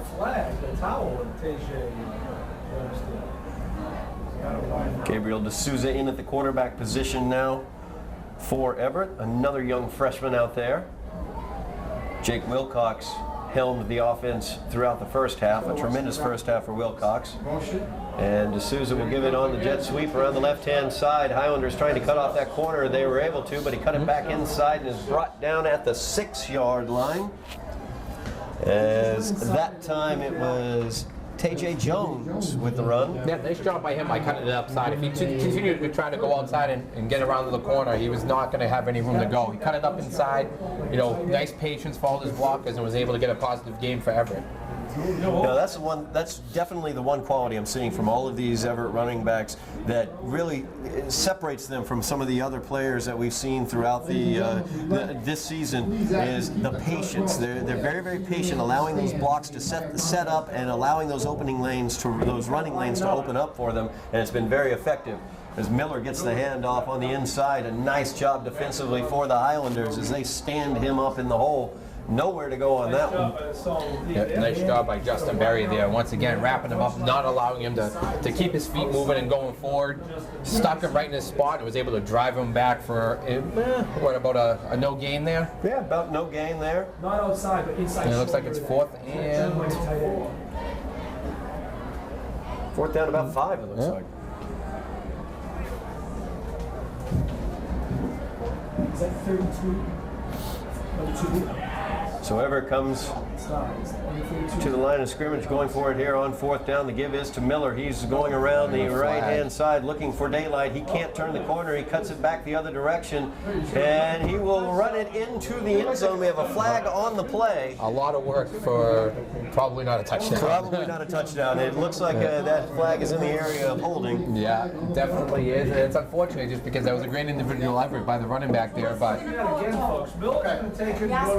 know, unfortunate, but nice individual. But Highlanders benefited from the holding call, and now it's going to push Everett even further back for 4th and about. Let's see where they place it finally. It's going to be about 15 yards. Yeah, 4th and about 15 yards here is what it's going to be for the Crimson Tide. So knock back, that penalty is going to knock them back outside the 15-yard line. 6.5 minutes remaining here in the 3rd quarter of play. Please move your car. If not, it will be towed. The police have a tow truck waiting. So again, if you have a yellow Mini Cooper, 1DF 658. Young freshman Gabriel D'Souza in the game at quarterback now for the Crimson Tide. It will be towed. You don't pay me enough. You're not going to see 3 people scrambling for the lot. Late substitution coming in for the Highlanders there. All right, Craig's right. So you're able to get Carlos Alphonse back out there. The wing now moves over to the far side. And he's got a widen. Motion coming. Man in motion. It's going to be the jet sweep around the right-hand side. Great job there by the Highlander defense as he was not going anywhere on that one.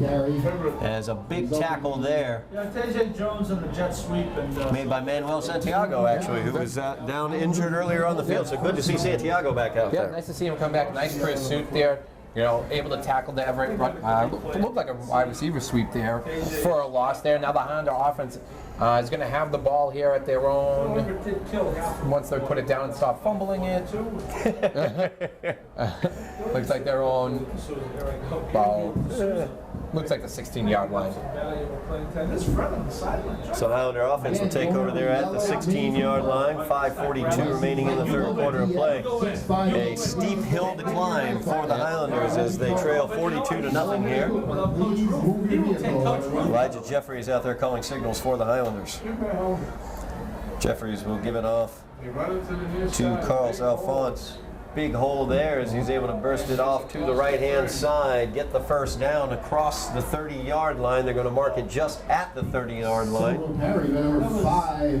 Yeah, nice job there by the offensive line. There was a huge hole there over for Carlos to come up the line. And you got to give credit to, I believe it was Shaq Joseph here, on the receiver down on the near side here, blocking the defensive back, allowing Carlos to get to the outside and get probably about 3, 4, maybe even 5 extra yards there at the end. So it'll be 1st and 10 for the Highlanders at the 31-yard line. Jeffries gets the ball in the shotgun. It's a quick out there, and it's complete. As Shaq Joseph pulls that one in. Yep, nice catch by Joseph there as he was able to catch the ball with his hand. He didn't let the ball come into his body. He caught the ball out in front of him, took it. Nice quick little pass route there, and they picked up about 5-6 yards there. Yeah, that was a little 5-yard out, that little timing pattern. They did some very well within the first half. They executed it very well then, very well executed there as well. So it brings up a 2nd down and 5 for the Highlanders. So give is to Carlos Alphonse inside. He'll bounce it around to the left-hand side, trying to find that corner. Is not able to, though, as the Crimson Tide able to sweep him under behind the line of scrimmage for a loss of about 3 on the play. Yeah, at that point, you kind of want to see cows go up the field there, even if it's only for no gain or a yard loss there. Once he started to bounce outside, he took himself further back behind the line of scrimmage there, and it resulted in a loss of about 3 yards here. And now it sets up the Highlanders for about 3rd and I'd say probably like 7 yards right now. 3rd down and about 7 for the Highlanders. They've got 2 receivers out wide. Shaq Joseph at the bottom of the screen. He's looking over to Shaq's side of the field. The pass is incomplete as it's knocked away by the defender on the play. Clarence Pierre able to knock that one away. Shaq Joseph not able to haul that one in. Looked like if Elijah had thrown that a little bit more to the outside, away from that defensive back, he might have been able to get that one in. Yeah, definitely. It looked like he was running like a curl or a hitch route there. You might have wanted to see Shaq Joseph come back towards the ball a little bit more, but you have to give the Everett defender there some credit there. He was able to get his hand in there and knock the ball away, and now the Highlanders are forced to punt. So 4th down here for the Highlanders. They're going to go ahead and send out the punting team. So we have a timeout on the field. And we see, it looks like once again, this is something we've been seeing all year. Yep. The Highlanders having to burn timeouts on special teams to make sure the personnel they have out there is correct. And they were down a man on the field because 1 man ran onto the field, nobody ran off. So obviously they had 10 men on until just then. So timeout burn there. There's a high, booming punt. It's going to bounce at the 31, takes a huge Somerville bounce across the 20. It's going to be downed at the 17-yard line. And that's where the Crimson Tide will take over offensively at their own 17-yard line with 3:26 remaining in the 3rd quarter of play. Yeah, great punt there by Barrientos there. Everett didn't have anyone back there. They were just being alert for the fake, so they were going to let the Highlanders kick it away. It took a great Highlander bounce, rolled inside the 20-yard line, and it's going to set Everett at their worst field position of the night so far at their own 16-yard line, I'd say. 16.5 right in there. Give him the nod and We'll see if Gabriel D'Souza stays out there. it's 2 schools of thought, right, John? You don't lose your job due to illness or injury, or And I believe that he is. I'll say we're not going to put this guy on the So a 2nd young freshman into the game here in the 2nd half for Everett. As the give is on the right-hand side to Miller. Miller bursts through 2 tackles. He's still moving forward there as he carries a couple Highlanders with him all the way for a gain of about 7 yards on that one. That was pretty much all Miller right there. He had nowhere to go. He turned the corner just by forcing his way through 2 different Highlander tackles and sets up a 2nd down and short. A 2nd down and about 3 for Everett. Yeah, he did a great job of moving forward, keeping his legs moving, but power through in some tackles. And he was able to spin out of one and now, set themselves up for a 2nd and short. So we can add Jacob Miller to the list of running backs that have impressed us on the Everett side. As the give is once again to Miller as he's trying to find the corner, he's able to get it. Flag. We have a flag down on the play. And that's by the head ref. I'm going to say it's probably holding. It's never a good sign when he throws it. Yep. And that's going to be the call. This is a holding against Everett. That's going to back them up. So they go from a 2nd and very, very manageable, a 2nd and 3. That's going to back them up, make it probably into a 2nd and 12 or 2nd and 13, depending upon where the spot of the holding foul was. Yep, what you got here is, the Everett, it looks like the Everett backups are in, and now these younger kids are getting, valuable experience, but with that comes with, the holding penalties. This is their first, they're getting some more playing time than they're probably used to, so you're going to see some more of these, holding penalties and things of that nature, which you have to expect with younger players. Yeah, Miller, one of those younger players, a sophomore. He's been carrying the load from the running back position here in the 2nd half for Everett. As this time the handoff is to the left. A nice job there by the Highlanders, as that's Justin Berry knifing through, getting the tackle for the loss. Yeah, great play by Justin Berry, shooting the gap, untouched, was able to make a nice hard solo tackle there for a nice loss of about 5-6 yards there to put Everett in 3rd and long. We'd like to ask you to keep the compost So we get that area 3rd down and 15 now for the entire game. for Everett. So if you're on the concourse, please head back to the stands. Justin Berry doing an excellent job today. That's been the bright spot of the Highlander defense so far. He's made some excellent tackles, done a really good job getting past blockers in some situations as well. Well, 3rd down here for Everett. They'll hand it off on the jet sweep, trying to find the corner, but there's nowhere to go as the pursuit was able to get him. Really good job there by the Highlander defense. I believe, once again, that was Manuel Santiago with that tackle. Yeah, great job getting outside of the offensive tackle there to, you know, cut off the angle, wrap him up for another loss, and now the Crimson Tide are going to be forced to punt. Good to see Santiago out there making plays. It's always good to see guys out there making plays, but especially in light of the fact that he was down on the field injured earlier in this half. So great to see him out there making some big tackles. Yes, most definitely. And now the Highlander defense, you know, doing a great job. Fumble of the snap as it's going to go Safety. through the end zone for the safety. So the Highlanders will get their first points of the contest, and they'll get those points by virtue of a high snap and a safety, as the snap went over the head of the punter. So the Highlanders get 2 points on the board, make it 42-2, and they will receive the ball on the free kick. That was a high snap. Could have been fielded, but a high snap. And all Yeah, high snap over the punter's head there, rolls out of the back of the end zone. The Highlanders are able to take advantage of it for, you know, 2 points there, and now they're going to get the ball back as well in decent field position, because Everett's going to have to kick it from about, well, I think it's like the 20 or the 25-yard line. I think it's a punt too. I don't think they even can place it down. No option to place it down. So if I'm the Highlander up man, I move way up. Right now they have their back man over by the 15-yard line. They can move probably up another 15 yards to an area where they're going to be able to catch. As a result of the safety. One thing that Everett's been doing throughout this game, their kickoffs have predominantly been high kicks. They've tried to kick them a little bit short to avoid Carlos Alphonse, for example, who's one of the return men for the Highlanders, along with Chris David back there as well. 2 excellent return men for the Highlanders, and it looks like Everett's really been avoiding them throughout the course of this game, especially early on. They were just kicking the ball up, short kicks, not allowing those back men to field it up.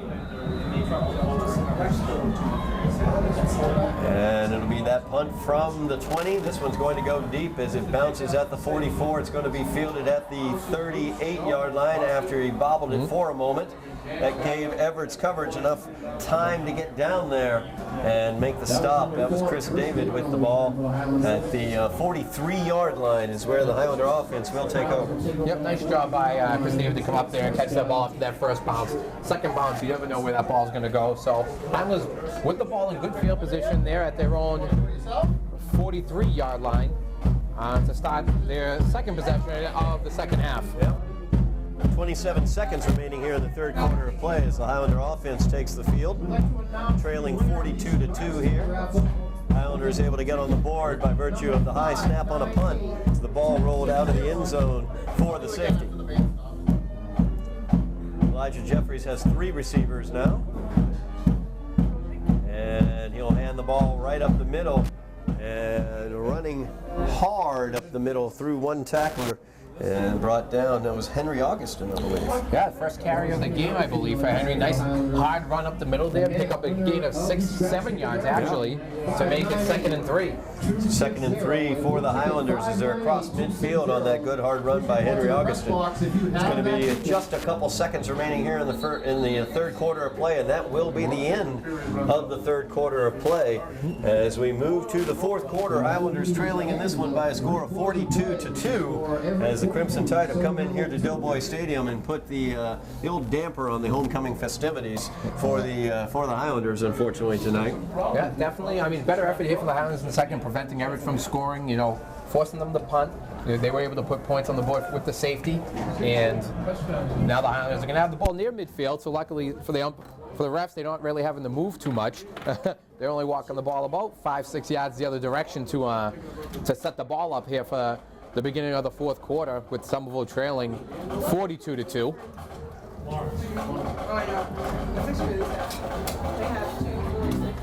So the Highlander offense, or defense, I should say, or offense, because I'm completely reversed now. Yeah. They reversed fields and they reversed my head.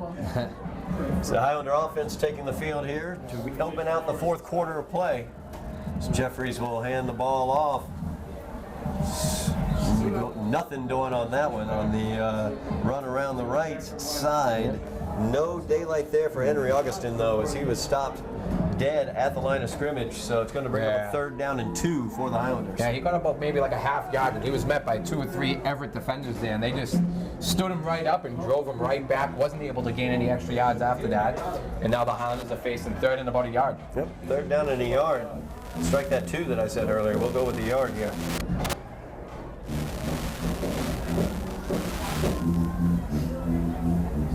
Jeffries with 2 running backs in the offensive backfield with him. It's a fake, and they will throw it out. It's complete, and running down the field, the left-hand side across for the 1st down and out of bounds. Just short of the 40-yard line, about the 41-yard line. And a nice little play call there for the Highlanders as they're able to get the 1st down. Yeah, nice catch by Chris David there, and he was able to beat that first defender, break a tackle, and was able to pick up enough yards for the Highlanders to get a 1st down and keep this drive moving. So 1st down and 10 for the Highlanders. 10 minutes left in the game. Highlanders trailing 42-2. Jeffries gets the snap. He looks to his left. He's going on downfield looking for and finding Gio Pierre for the touchdown. There is a flag on the play, though, and we'll see who it's going to be called against. There was plenty of contact. Gio kind of was getting himself some space, so we're not sure which way this one's going to go. This is interesting. We got one official telling them to hold the sticks. It looked like it was pass interference on the Defensive holding. It's a touchdown. So a 42-yard touchdown pass from Jeffries to Gio Pierre puts the Highlanders up on the board. Absolutely. Gets the offense onto the board for the Highlanders. Makes it a 42-8 contest. As they build upon that safety, they're able to drive down the field. A nice play there. Gio Pierre did a great job getting free of the defensive back that was holding him at the time. I was a little worried whenever I saw his arms extending out that he was going to be called for the offensive pass interference, as we have. Nice play for the Highlanders to pick up a deal. We saw early in the game that play was open for them. They were just unable to hit it. Here in the beginning of the fourth quarter, they were able to connect for a nice long touchdown pass. 42-8 now, with unfortunately the extra point being no good. Yep. So there was a misplay there on the snap, it looked like. So the Everett defender is able to pick it up and not able to gain any ground with it. So it keeps the score at 42-8 with 9:51 remaining in the game.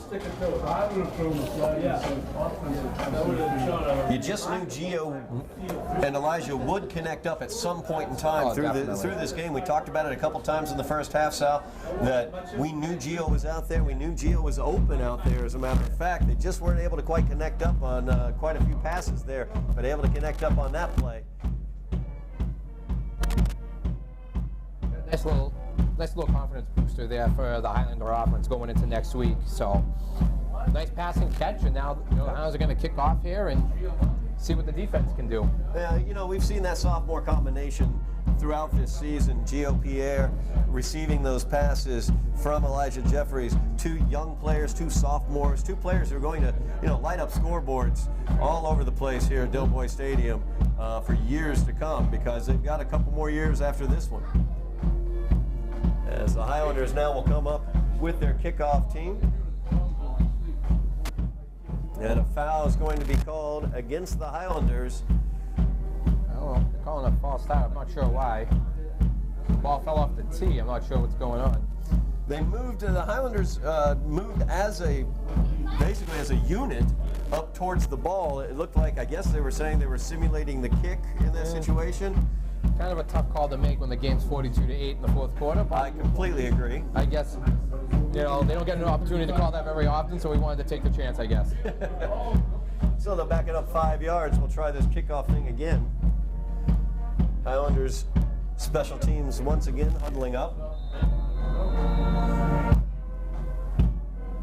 And this time it's the onside kick from that little formation there, that huddled formation. It's fielded by Everett, and he's got plenty of room, and he is going to go. Only one man to beat as he's across the goal line for the Everett touchdown, as that will be Marvin Svedna's second touchdown of the contest. The kick is returned by number 9, Marvin Svedna. Do have a flag down on the play. Wait a second, this might come back.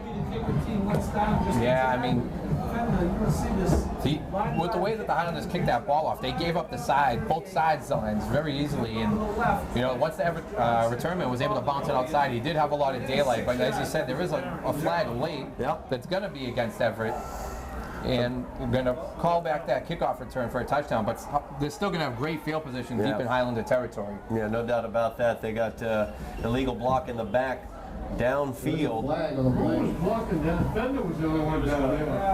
So we'll see where this one's going to land, basically, as we see where Everett's going to get the ball. They're going to get the ball just inside the 30 at the 29-yard line of the Highlanders. That's where they're going to start this drive. Yeah, they're going to mark it from the spot of where the foul occurred. And now Everett has the ball, as you said, just inside the Highlander 30 at about the 29-yard line. So the Highlander defense backed up in their own territory here. Best starting position for Everett of the day. Yep, it definitely is.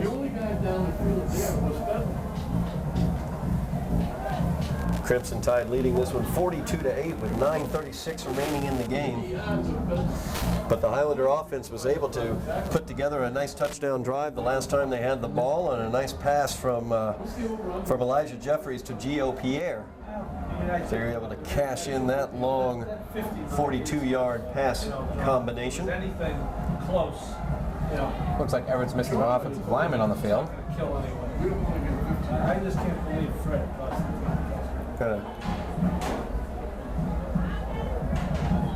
Got to get that left tackle in place. Right. There they do. Ball's on the ground. Ball's on the ground. Highlanders diving like for Somerville has it. That's Somerville's ball. Somerville's ball.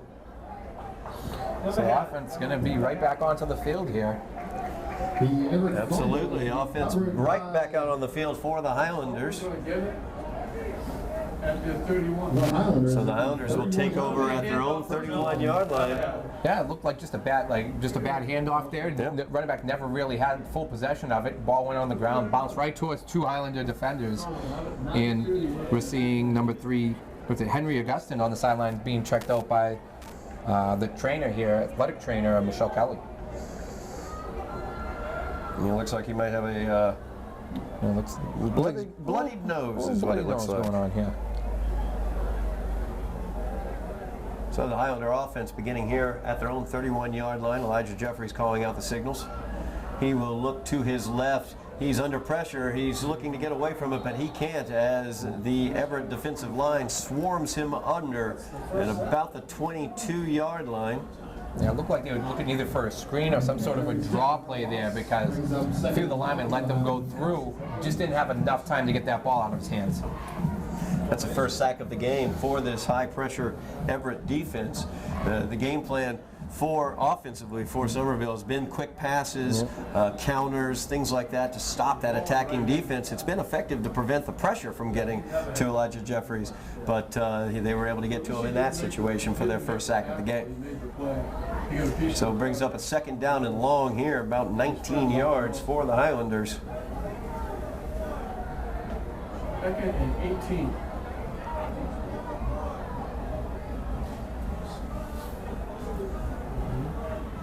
Jeffries back to pass. He looks over to his left, and it's just not there for him. As Chris David once again looking for that little touch pass to Chris David out into the flat, and just they're not connecting up on that one. They missed that one in the first half of play and missed it there as well. The ball's being thrown before, you know, Chris David can even turn his head. He's getting the ball. He wants to get rid of the ball quick, but he's getting rid of it a little too quick, where he's not giving the running back out of the backfield the opportunity to make a play on it. So bring up a third down and long now for the Highlanders.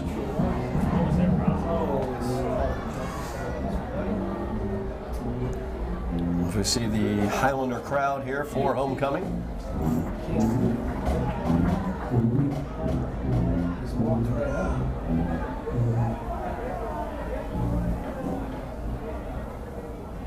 We have a third down and long situation here for the Highlanders. We've got 3 receivers in the pattern for Elijah Jeffries.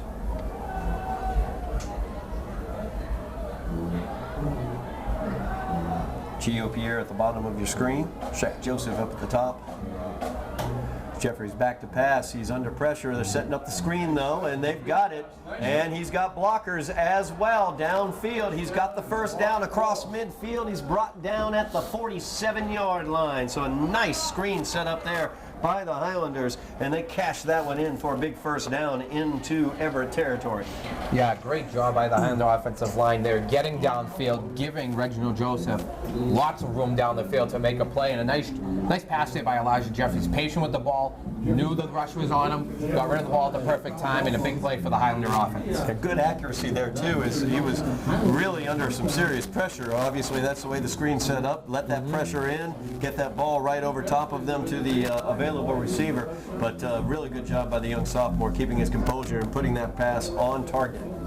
It's first down here across midfield for the Highlanders as Jeffrey calls out the signals, looks to his left, slant pass, and that is incomplete. So he was trying to get the ball into Gio Pierre. A little bit behind him though, and the coverage was all over Pierre on that slant. Yeah, it's definitely a good thing the ball was behind them, because there was coverage over the top and underneath on Pierre there. So if that ball was on target, there were 2, Crimson Tide defenders there with the ability to, to intercept that. That's going to bring up a second down and 10 here for the Highlanders.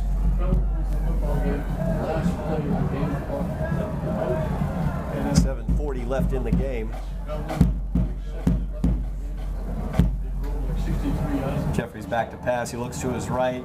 He'll roll away from some pressure to the right. Looks like we got a flag down for a hold. Jeffries dropped the ball though as he was running downfield. Everett picks it up, and they are going to run down the far sideline to the 20, all the way down to the end zone.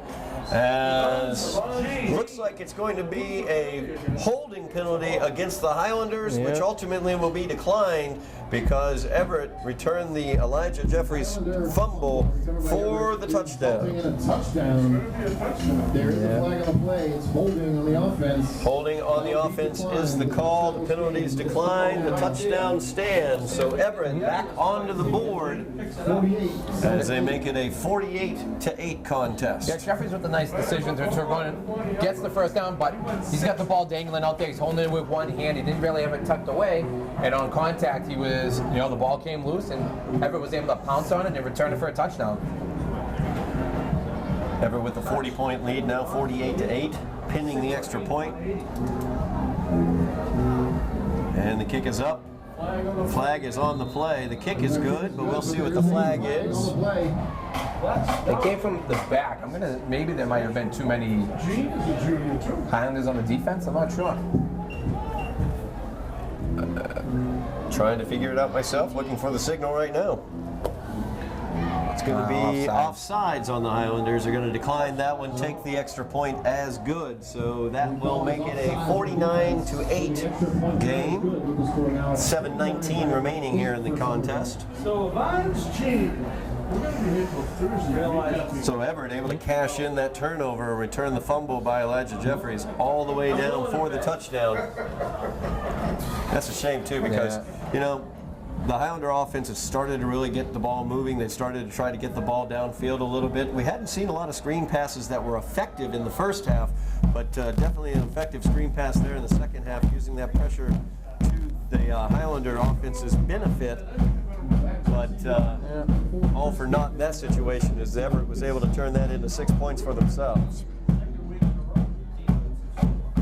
Yeah, and now Everett's going to set up to kick off to the kick off to the Highlanders, and they're just going to have to try and build on the positive things here. Yep. They were able to move the ball, nice screen pass, but the unfortunate thing is the fumble there. He made a nice play to run, and just ball came loose. Everett picked up, took advantage of the opportunity, returned it for a touchdown, and it is what it is at this point. Now you just gotta have to learn from this.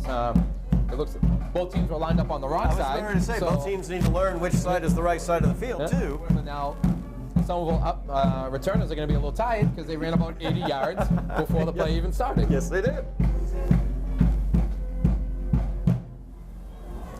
Well, and you talk about what the Highlanders want to build upon. What are the positives that Coach Fenton wants to pull from this? What you're seeing a couple positives out there, Sal. Of course, the offensive opportunities that they've had out there. Gio Pierre being able to get open against a tough defense like Everett as well, as the kick is fielded at the 12-yard line.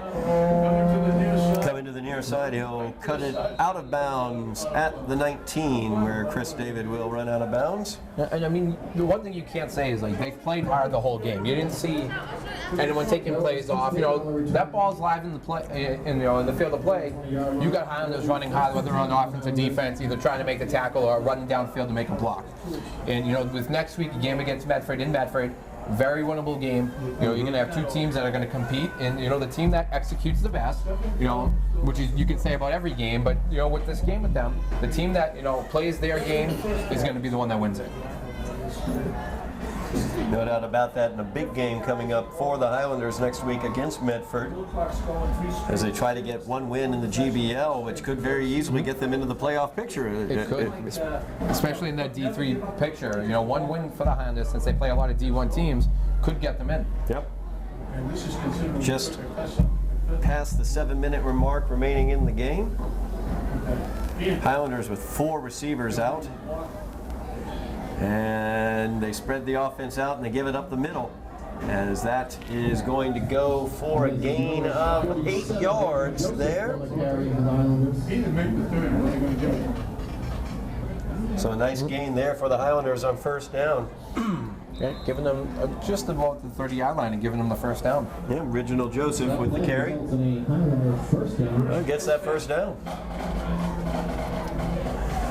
Nice concept there offensively. You spread them out, you get those 4 receivers out there, you spread the defense out, leaves that middle open for a nice little quick trap there, and able to get nice yardage there in the first down. And as you see, the Highlanders, taking their time, going to the huddle, making sure everyone knows what the play is going to be. Total opposite from the normal hurry-up we've been seeing early in the season. Once again, 4 wide receivers out in the pattern. And the handoff was attempted and fumbled, as just a miscommunication there between Joseph and Jeffries. Yeah, just one of those read option plays where it looks like a little indecisiveness as whether to let it go or pull it out, and ball hits the ground. Everett, very opportunistic on the defensive side, was able to pounce on it, and now they have the ball at Somerville's 27-yard line. So great field position once again for Everett here as they recovered that turnover, and it did look like Elijah Jeffries just thought about for a second there pulling it back out, and that just gave that enough time for the missed handoff and unfortunately the recovery by Everett. 5 minutes 46 seconds, or 48 seconds I should say, remaining in the game.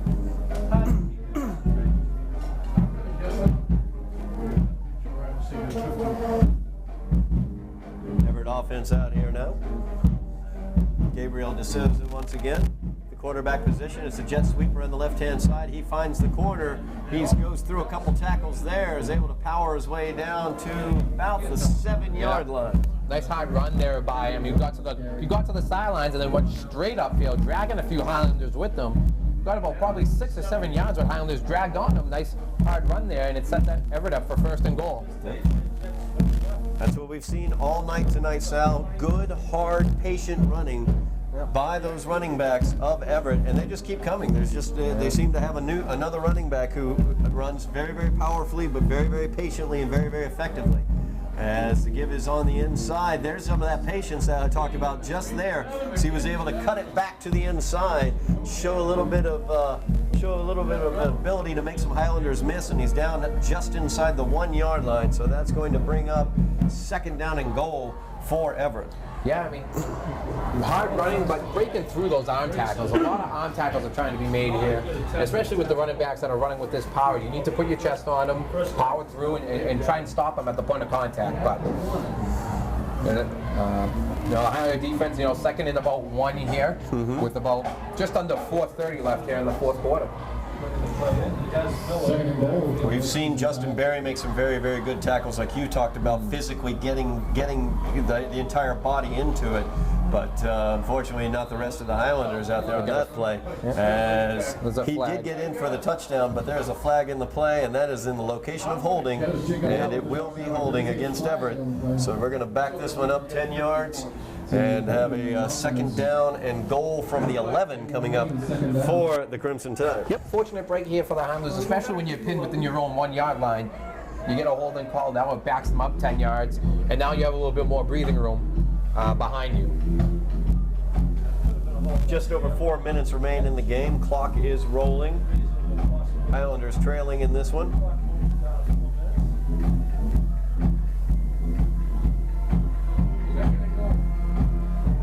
As Everett with the handoff to the inside. No, he's going to pull it back out himself as DeSouza looking for the end zone. Does not make it, though, as he's down just inside the 1 yard line once again. Back to right where they started before that holding call. Nice read there by the quarterback, pulling it out at the very last second. Made a nice little move there to cut it inside to a nice 10-yard gain there, and it sets Everett up once again now for 3rd and 1. 3rd down and goal from the 1 yard line for Everett. Talk about things that the Highlanders want to build on as they look forward to their last regular season game against Medford, or last regular season GBL game against Medford. And if they are able to stop Everett in this situation, that would be something defensively to build upon, I think. Oh, most definitely. As flags all over the place, they're going to back them up 5 yards. I guess Everett doesn't like having the ball at the 1 yard line. They back themselves up, and then they get a big gain after that. But 2nd consecutive penalty when they've had the ball at the 1 yard line, where an offensive penalty has forced them to move back. But fortunately for them, it's only a 5 yard penalty this time, and sets them up for about 3rd and 6, or maybe 5.5. 3rd and goal from about the 6 or 5.5. We've crossed the 3-minute threshold, so just under 3 minutes remaining here in the game.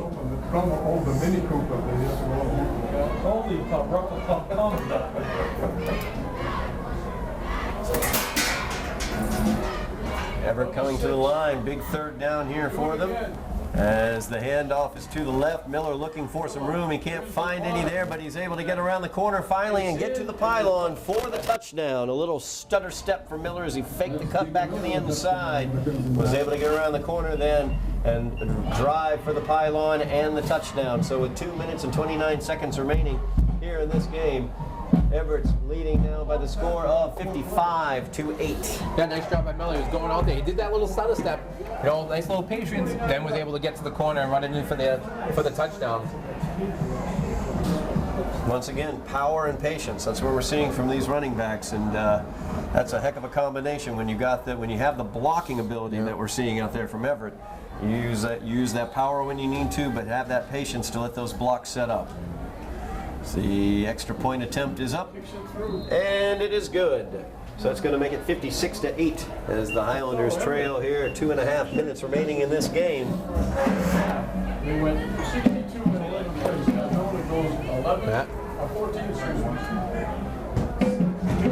It's been a tough night for both the offense and the defense for the Highlanders here. With just 4:29 remaining now, as we look on to next week, like you said, the last GBL game of the season against Medford, a game that Somerville didn't win last year.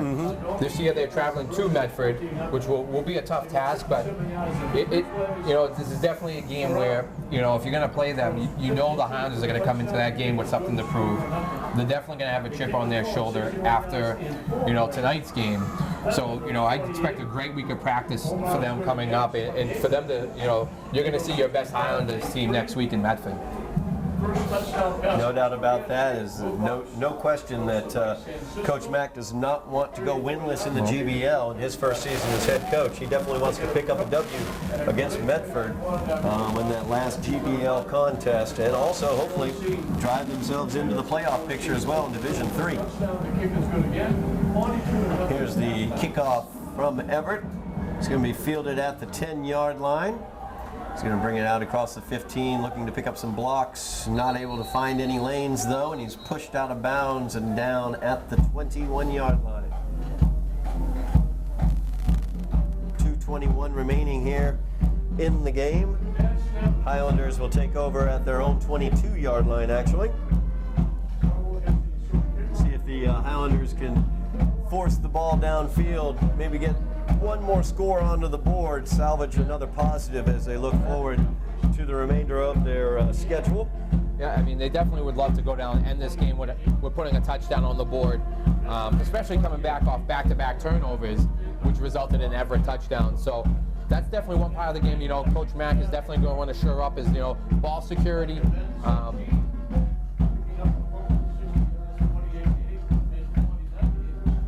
Man in motion. Gives on the inside. Huge hole there as he's driving forward. He's dropped short of the first down by about a yard, so it's going to bring up a 2nd down and 1 for the Highlander offense. Yep, nice hard run there by Reginald Joseph. Just took the ball and went straight up the middle. Wasn't trying to avoid contact. Got about 8 hard yards. Took the contact, fell forward for another one, and sets Highlanders up for a 2nd and 1. Clock rolls with 1:50 remaining in the game.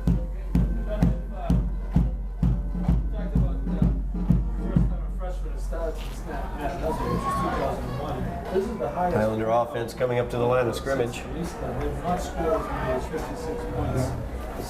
Just 3 receivers, 2 to the near side. Man in motion going to the far side. Nice handoff as Original continues to look nice with the ball as Joseph gets the big first down. Drives it up to the 43-yard line. Running with a lot of power. Yeah, Original Joseph. He's just taking the ball and taking a strong burst up the middle. 2 great back-to-back runs there by Joseph, the senior, who's getting some valuable time here and making the most of it. You know, those are 2, 9-10-yard rushes on back-to-back carries. So we just crossed the 1-minute mark remaining in the game. Very, very difficult. Highlanders on their last drive of the contest. The jet sweep around the right-hand side, looking to pick up some blockers. He cuts it back to the inside, gains about 2 up to the 45-yard line. Bring up a 2nd down and 8 for the Highlanders with 40 seconds remaining in the game. Clock will continue to roll as well. Now, the Highlanders probably have one more play left. They're going to take their time, call the play.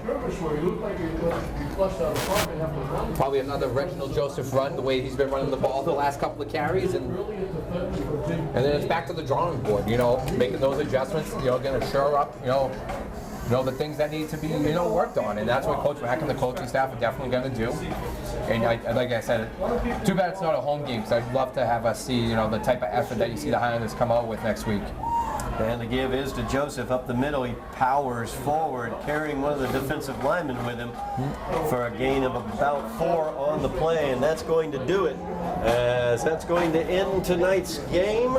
As at homecoming, the Everett Crimson Tide come into Doughboy Stadium and take care of business, I guess you could say, against the Highlanders as they win this one by the score of 56-8. So Sal, got Medford coming up, of course.